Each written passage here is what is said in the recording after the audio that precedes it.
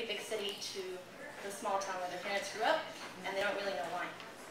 And I think that's all you need to know. Oh, and when I say delta, I mean the same river, about 300 miles north, right at the Arkansas-Tennessee border. So, the project has no title yet, but this section is called Switching Codes.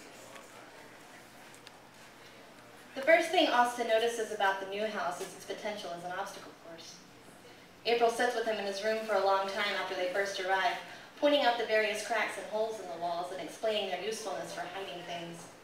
Austin, who loves hiding things, stares out the window and does not respond, and this is how April knows that her brother is not listening. "What do you see?" she asks, and Austin points outside his bedroom window to a wide oak tree that shadows most of their front yard. April follows his finger and notices that a wide ledge off the roof juts out into the branches of the tree. A few seconds more, and she realizes that Austin sees the whole setup as a challenge. "No," she says firmly, but Austin is already shaking his head, anticipating her concerns.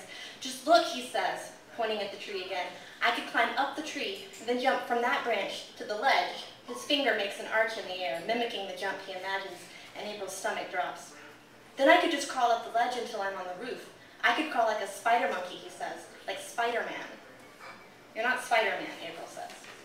"I could be," Austin responds. "I have to try first and see." "Don't try," April says, giving him a fierce big sister glare. "If the jump doesn't kill you, I will." April tries to keep her voice casual, but secretly she is afraid of how bright her brother's eyes get when he has an idea like this. Later, when she and her mother are unpacking boxes in the living room, April mentions the whole thing and tells her mother that she is concerned. "He might do it," April says, "in the middle of the night or something." Her mother doesn't say anything, and April turns to see that she is buried elbow deep in a box labeled Christmas things. Because it is mid-June, April watches her closely. Her mother emerges with a tangled ball of twinkle lights and begins untying them with nimble fingers. "I think he's scared," April says. After a moment, her mother looks up and sighs. "We all have to be flexible," she says. "He has to learn to deal with change." Then she stands and tosses the lights so that they fall over the back of the couch. She turns and walks towards the kitchen, and just before she disappears, she says, over her shoulder, "But you should tell your father these things. He should know what effect he's having."